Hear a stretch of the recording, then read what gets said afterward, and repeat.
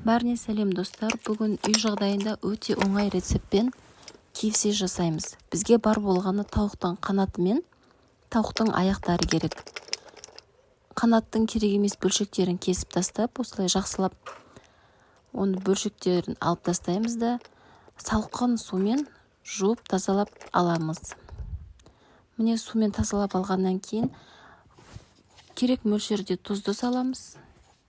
Сосын паприка қолдандым мен. Паприка қолданғандарыңыз жөн. Қара бұрыш, қызыл бұрыштан гөрі паприка жақсы. Осының бәрін жақсылап араластырып, бір жарты сағат 40 минутқа мариновкаға қойып қоямыз. Әбден тұзы, бұрышы өзіне сіңгенше. Содан соң оған біз керек жаңағы начинкасын дайындаймыз.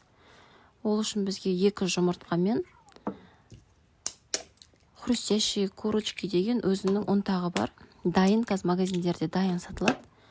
Сонымен біз деген 2 жұмыртқамен кішкене мөлшерде су қойып, жаңағы хрустящие курочкиның несін ұнтағын сеуіп, қою бір смесь дайындаймыз.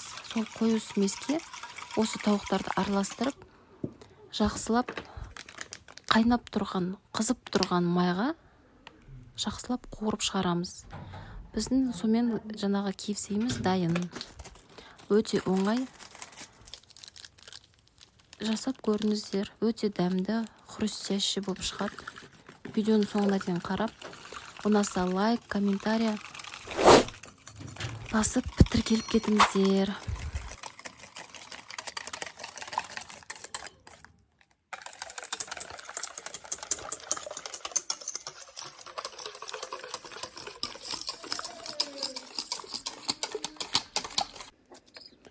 Енді жаңағы тауықтарды алып, осы смеске салып, араластырып, жаңағы хрустящие курочки деген тауықтың ұнтағы бар ғой, соған құрғақтайдан араластырып былай аударамыз, балық қуырған сияқты қылып. Міне осылай жақсылап аунатып аламыз ұнтаққа. Одан соң менде осындай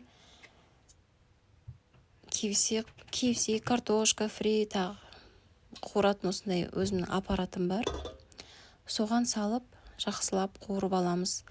Егер сіздерде болмаса, қазанға май құйып, кәдімгі кепсердің үстіне салып қойып, қуыра берсеңіздер болады. Міне осылай жақсылап салып аламыз. Май өте қатты қызып тұру керек.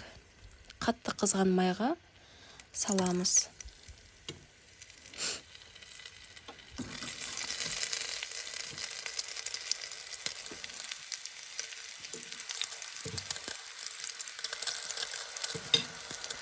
Майға салған кезде, міне қараңыздар, май деген осындай шыжғырып тұру керек.